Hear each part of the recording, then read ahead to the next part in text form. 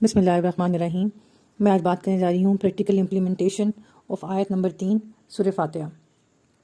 مالک یوم الدین، روز جزا کا مالک، انصاف کے دن کا حاکم۔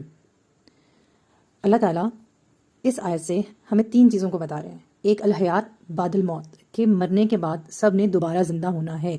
اب ہمیں اپنے ذہن میں اس چیز کو رکھنا چاہیے کہ ہم سب لوگوں نے مرنے کے بعد دوبارہ زندہ ہونا ہے، اور دوبارہ زندہ ہوتے ساتھ ہمیں کیا ملنا ہے؟ ہمارا حساب کتاب، ہمارے ہاتھوں میں ہمارا اعمال نامہ آنا ہے۔ اب اس حساب کتاب میں جو ہم نے اچھا برا جو بھی کام کیا ہے ہم نے وہ بتانا ہے۔ اب دین کا مطلب کیا ہے؟ عربی میں بدلہ۔ اب آپ نے جیسا کیا ہے آپ کو ویسا بھگتنا پڑے گا، جیسا کرو گے ویسا بھگتو گے۔ اگر دنیا میں اچھے کام کیے ہیں تو اس کا بدلہ اچھا ملے گا، اس کی جزا ہے۔ دنیا میں برے کام کیے ہیں تو اس کا بدلہ برا ملے گا۔ لیکن اس کے ساتھ ایک اور چیز ہے جو ایڈ اللہ تعالیٰ کر رہا ہے کہ وہ قادر مطلق ہے، مالک ہے نا۔ مالک مطلب ٹوٹل اتھارٹی۔ ہم سب کیا ہیں؟ نوکر ہیں۔ اب مالک کا دل کرے تو وہ خوش ہو کے کسی بھی بات پہ معاف کر دے، مالک کا دل نہیں کر رہا تو وہ کسی بہت نیکیوں کے انبار لگے ہیں، لیکن کوئی ایک بات جو اس کو بری لگ گئی ہے وہ اس کے بدلے وہ سارے انبار ختم نیکیوں کے اور وہ اس کی سزا دے دے۔ مالک ہے نا، ہم سوال کر ہی نہیں سکتے نا، کیونکہ نوکر نے کہا مالک سے سوال کرنا ہے۔ جب وہ ہر چیز پہ قادر ہے تو ہمیں ابھی سے اس چیز کو اپنے ذہن میں ڈالنے کہ بھئی ہم نوکر ہیں، ہم نے وہی کام کرنا ہے جو اللہ تعالیٰ چاہتا ہے، جس سے ہم اللہ کو خوش کر سکتے ہیں، ہم غلط کام کریں ہی نا۔ اور ایک اور چیز جو کہ مجھے لگتا ہے ہمیں اپنی زندگی میں شامل کرنی ہے اس آیت کی تفصیل سمجھنے کے بعد، کہ ہمیں نے کسی کو جج نہیں کرنا۔ ہم نے یہ نہیں کہنا کہ بھئی فلانے بندے تو بہت نیک ہے، وہ تو پکا اللہ کے پاس جنت میں گیا ہی گیا۔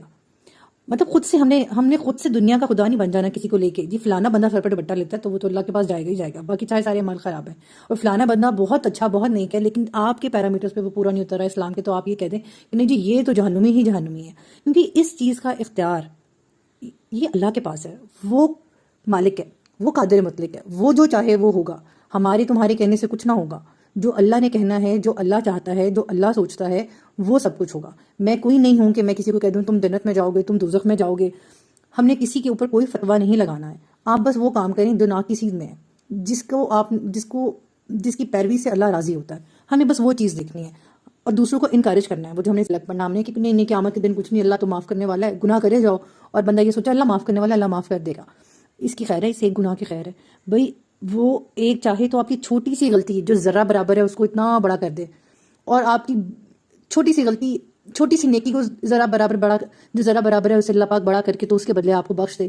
تو ہم کس بات پہ بخشے جانے والے ہیں اس کا ہمیں نہیں پتہ ہے، تو ہم نے دوسروں پہ کوئی غلط فتویٰ امپلیمنٹ نہیں کرنا۔ پازیٹیوٹی دوسروں کو بھی دیں کیونکہ اللہ تعالیٰ معاف کرنے والا بھی ہے، لیکن جان بوجھ کے غلطی کرنے والوں کے اوپر روز جزا والے دن حساب کتاب ہونا ہے، پورا حساب کتاب ہونا ہے۔ تو ہمیں یہ چیز ہمیشہ اپنا ہر کام کرتے ہوئے یاد رکھنی ہے کہ جو کچھ اب ہم کرنے لگے ہیں اس سے قیامت کے دن اللہ کو منہ دکھانے کے قابل رہیں گے کہ نہیں رہیں گے۔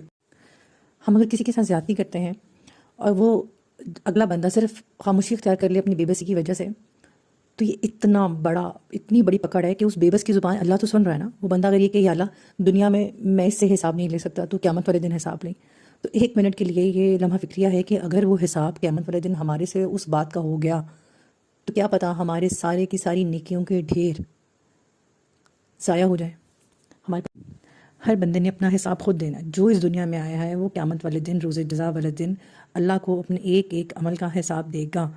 بے شک وہ رسول ہے، صحابہ اکرام ہیں، ولی اولیاء ہیں، ہر کوئی اپنا حساب اللہ کو دے گا۔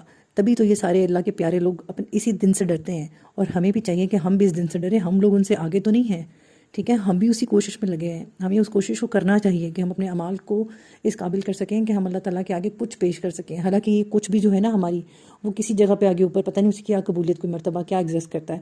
اللہ ہمیں اپنے ہی فضل و کرم سے معاف کرے گا تو ہمارے معاف ہونے والے حالات ہیں۔